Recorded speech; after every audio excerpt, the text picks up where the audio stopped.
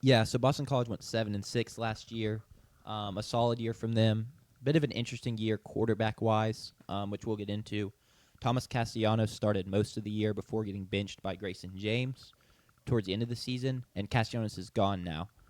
Their head coach is Bill O'Brien, and currently their win total for this year is sitting at 5.5. So right off rip, I mentioned Thomas Castellanos. They lost him in the portal. He goes to FSU. He's been in the news a lot, talking about how he's going to beat Alabama week 1, how he's that guy, all this. But he got benched towards the end of last season, replaced by Grayson James. So do y'all really feel like losing Castellanos is a huge hit to this program? Do you think they'll be fine, kind of relative to their expectations? What are y'all's thoughts on how their quarterback is sitting right now? I'm going to pull up his stats through when he was benched, because I do think that's kind of, if it's, and I don't know how much it happens. It depends on the situation of the benching. Was it a season where he was playing decent and then had 2 bad weeks and they're like, all right, let's try something else out? Or was it 8 weeks of bad play and they're like, all right, let's bring in a new guy? Yeah, I do know he got benched mid-game, okay. And Grayson James led the team to a victory. I wish I could remember which game that was now. Syracuse? Yes, I believe that's correct. And at that point, it was Grayson James's job. I do wonder if Castellanos' kind of fiery personality kind of played into that at all. If he lost the locker room a little bit. That's purely speculation. I have no idea. But it's pretty clear he's got a very strong personality from how he's talking in the media this offseason. Yeah, I don't want to touch too much on him because I don't think he's going to have much of an impact on how Boston College looks this season, because he clearly didn't have that much of an impact last season. He really becomes the name because we go through the shocker that Florida State lost to Georgia Tech week 0, and then you come in to week 1 and Boston College upsets Florida State and Castellanos puts on a show. And then all of a sudden, because he has that like dual threat capability, the tag is put on him. This guy's good. The rest of the season did not play out that way, which is why he was benched and why I don't think he has much of an impact on BC and the Golden Eagles this year. Grayson James to play the second half of the Syracuse game and then 3 games from there, to have 1,200 yards, 6 touchdowns, 2 interceptions is not bad numbers whatsoever. So he has a chance this season. I think the schedule, especially at the beginning of the year, is tough. Traveling that far, even to Michigan State from Boston, and then all the way out to Stanford this year is going to, I think, play a hard one for them. They also have to play Notre Dame this year, which they did not play last year. But they're going to be in some big spots. You host Notre Dame, you host Georgia Tech, and you host Clemson.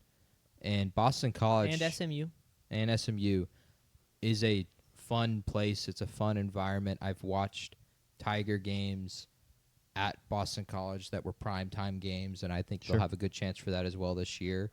I'll be interested to see when they play their bandana game, whenever they announce that. But I don't think Castellanos holds the impact on this team that I think a lot of the general public probably believes. Yeah, I think it's a thing of like he went to FSU, right? And that's a storied football program. So it immediately becomes, oh, if he went to FSU, he must be like this great quarterback. He must be a good get. But once again, look, Grayson James' stats, pretty good for the limited time he played.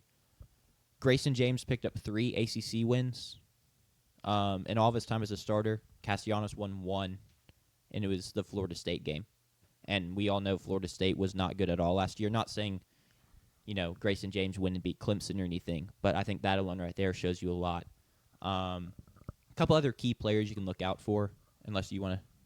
No, I was just going to say, it kind of reminds me of what, high school recruiting profiles are accused, 24/7 accused of doing, is if a guy commits to Georgia, he jumps 200 spots in the recruiting rankings. Sure. And people are like, this just doesn't make sense. It's the same thing with Castellanos, where it's he goes to Florida State, and everyone assumes, oh my gosh, they had Jordan Travis, they were 13-0 2 years ago, they're not going to bring in a bad quarterback, so he must be really good.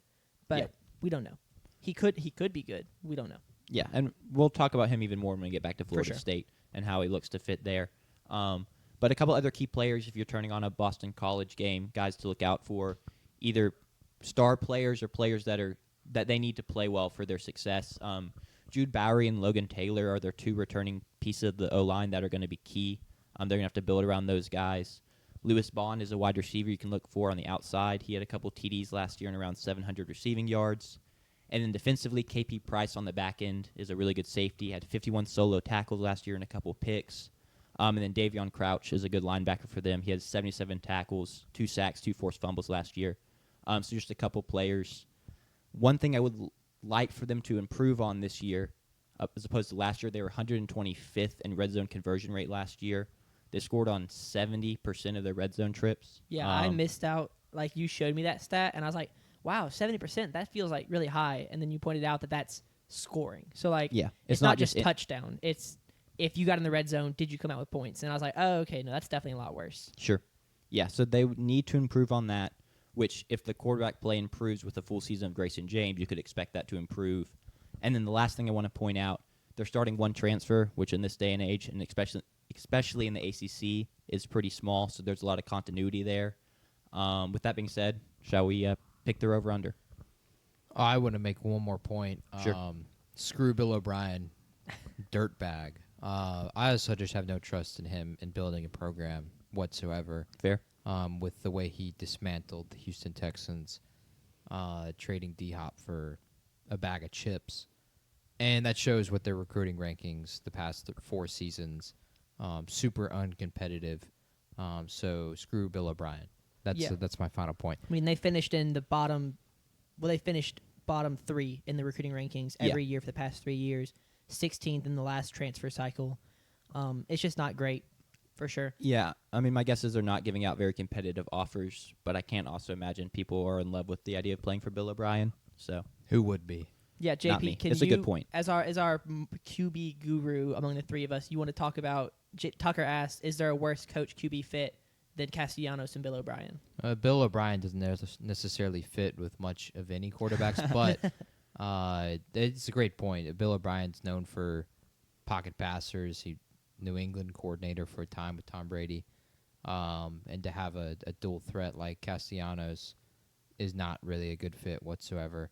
Yeah. Grayson James might be a better fit for them. And going into their win total, it's 5.5 this year. I think a large part of that number is dropped because Castellanos left. So my pick would be for them to go over. I don't see them going 5-7.